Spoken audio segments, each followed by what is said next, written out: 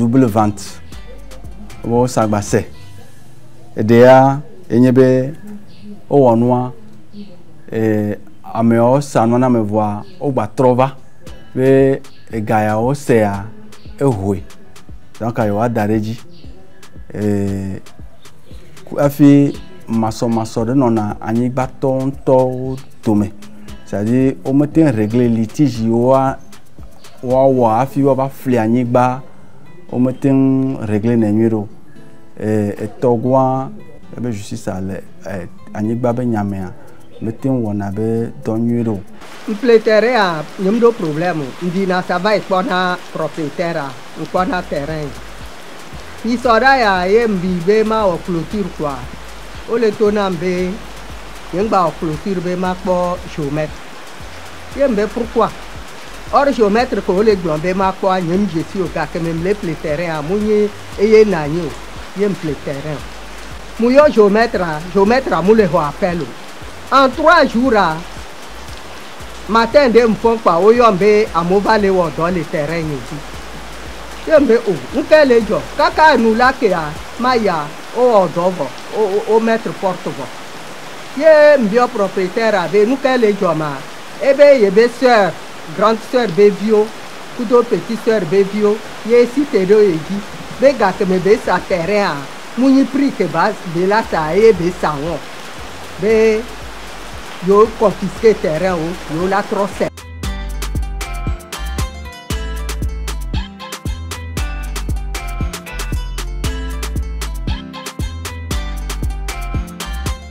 Aniba to ga emo je mettre wa de réserve na wa o baba tro to na ngbe dome ba be no ba tro fli ne be wa chona je mettre bu mais je mettre ke wa do chona je mettre bu be ba tro fli na réserve wa cho sanana amo. Lorsque vous immatriculez votre terrain avant de le vendre, cela veut dire que vous avez un titre inattaquable et donc vous transmettez à celui qui achète un immeuble sain.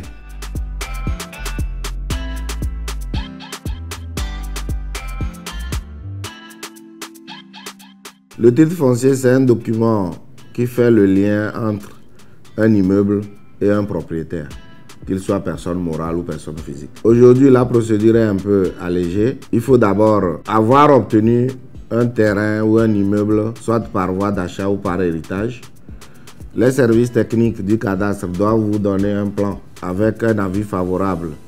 Le plan permet au service du cadastre de s'assurer que la zone que vous voulez immatriculer est une zone libre, pas une réserve administrative, et donc vous faites une réquisition et vous joignez l'ensemble de ces pièces avec votre pièce d'identité et vous déposez au niveau des services techniques.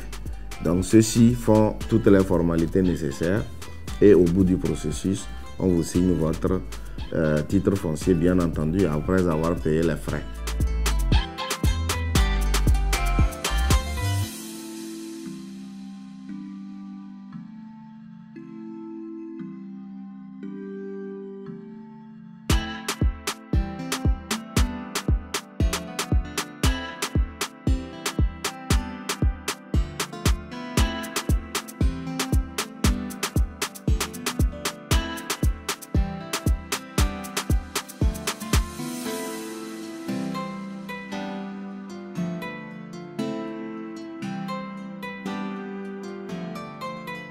Le notaire est tout au début du processus. Il est en amont et en aval.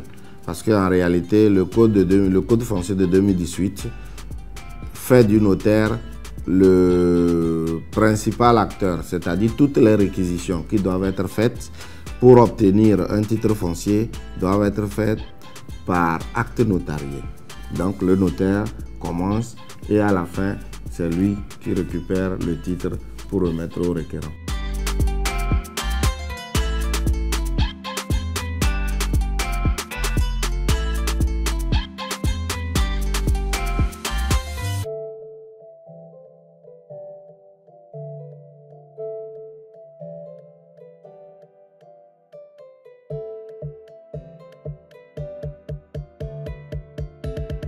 Depuis que mon audio télé ou radio yo globé 6 mois ni la titre alors mon colo titre à la fois techniquement, mais le possible, les 6 mois. Et vous avez nos chondo, nos découpés, acte, contrat, confirmation, dia, délai, me sort. A puis, on va 72 heures à me dire. A puis, on va 8 heures, on va quoi 2 semaines, on va quoi 3 semaines. A puis, on va tout. On est au décompte techniquement 6 mois, mais on m'a fait un titre.